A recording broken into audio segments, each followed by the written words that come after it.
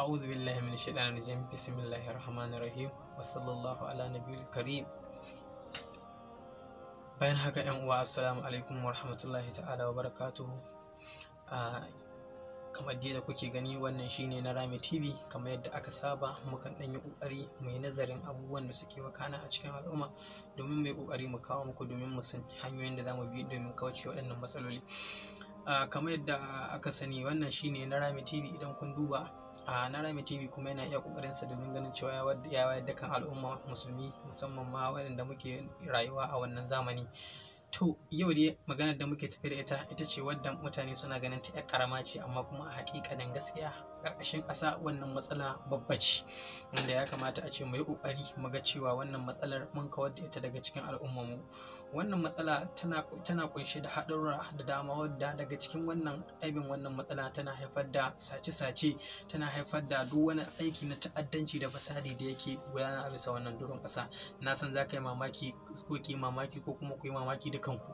Wannan matsalar ba kowace matsala ba ce, illa ita ce matsala ta shaye-shaye, wanda za ka ga mafi yawa daga cikin yanzu matasan da suke rayuwa a wannan ƙarni, za ka ga yaro wanda bai wuce shekara 12 ko 13 ba, ka tsame shi a cikin wannan yanayi na shan wannan mummunan abin da kuke gani, wato ita ce shisha.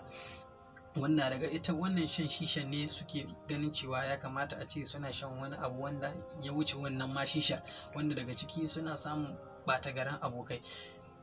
Ya kamata ka yi nazari ɗan uwa, shin ƴarka ko ɗanka baya cikin wannan abun? Shin ka ma san ko da suwa ɗanka yake abota? Shin ka ma san a ina ɗanka yake kwana? Wanda za ka duba ba ka gani wannan mace ce, ka duba ka gani yanzu bala'in ya tashi daga maza kawai ya koma hatta da mata ma suna yin wannan matsala ta shaye-shaye. To gaskiya sai mun ɗauki mataki. Yara barin suna shan wannan shisha shi zai haifar har su kai ga suna shan wasu abubuwa waɗanda suka wuce wannan shishar bala'i, wanda wannan matsala ta shaye-shaye ita ce take haifar da sace-sace.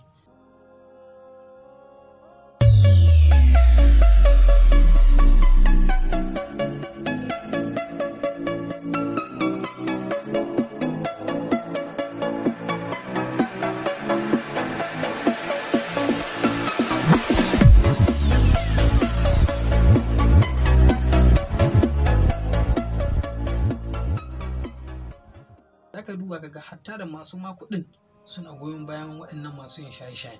To ya kamata a ce mu yi iya ƙoƙarin mu domin ganin cewa al'ummar mu ta gyaru.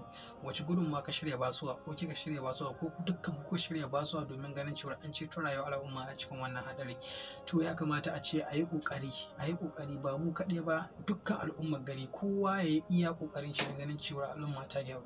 Haka su ma shugabanni ya kamata a ce kuma kuna iya ƙoƙarin ku, matsayin ku na shugabanni, ku ɗauke wannan nauyin da Allah ya rataya muku, ku ga cewa al'umma ta shiryu. Bayan haka, wannan na Rami TV da kuke gani, muna iya ƙoƙari mu ma domin ganin cewa mun bada tamu gudunmawa domin ci gaba da kuma gyara wannan rayuwar ta al'umma.